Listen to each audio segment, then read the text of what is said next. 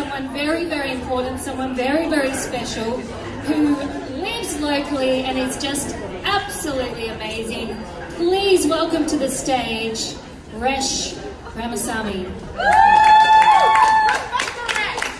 Good evening, everyone.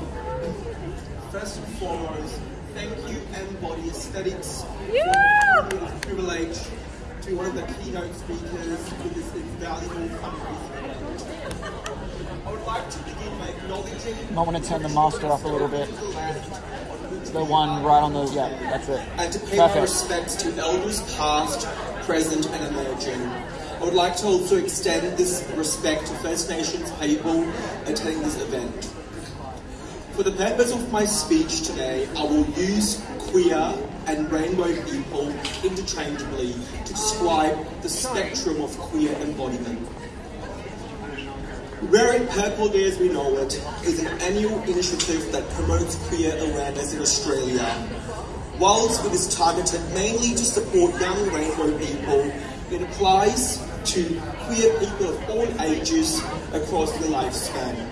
I will start by giving you an insight into what it's like to be queer from my vantage point. As a queer person, life can be a blessing and a curse at the same time. I'll tell you why shortly. Blessing in the sense that I am able to express myself in a way that defines, authenticates and liberates me. Curse in the sense how society has portrayed and conjectured queer people, making me feel worthless and dehumanized. My struggles are further accentuated by being coloured, of Indian descent, where when I told my mother I was queer, she told me I should die with HIV/AIDS and being queer is a sin. And this led me to also being homeless and not speaking to my parents and my family for 10 years.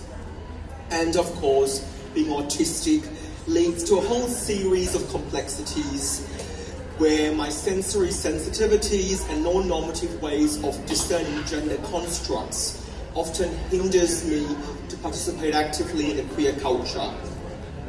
It is also worth noting that I continue to experience hostility within the queer culture, being discerned as not being too straight acting or being too sissy. So it's suffice to say that these experiences bespeak one important notion. I'm a minority within a minority.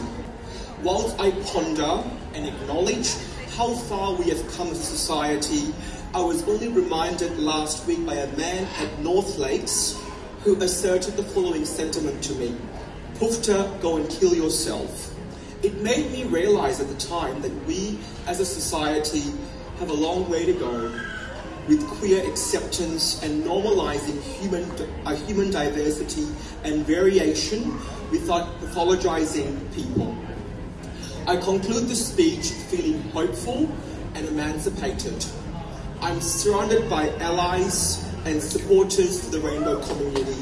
This makes me feel affirmed and very much happy. I sense the yearning from all of you that you want to make a tangible difference in the lives of those people who you support on a close level. I want to also thank mbodyaesthetics for devoting their time and energy into hosting a stellar event such as this. My interactions with them have been nothing but respectful and magical. Therefore, we can educate others that will enable queer people of all ages to take up space and cement themselves in things that will enhance who, what, how and why they are. It all starts with a conversation nested around unconditional positive regard, listen to understand and not listen to respond, empathy, working in collaboration, not in isolation, with the queer person themselves to understand how they wish to express who they want to be authentically. Their voice matters all the time. I would like to finish off my speech with a quote for consideration by the late Dr. Maya Angelou, a coloured queer activist who said the following sentiment: "In diversity there is beauty and there is strength." Have a rainbow of a day, everyone. Thank you.